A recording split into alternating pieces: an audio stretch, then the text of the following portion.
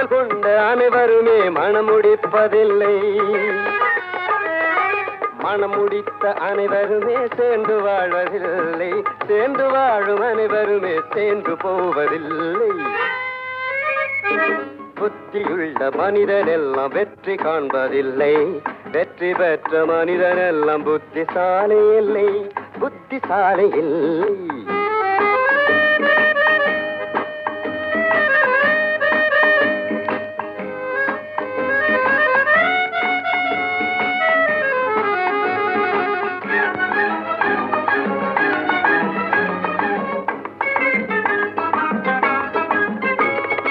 கனவு காணும் மனிதனுக்கு நினைப்பதெல்லாம் கனவு.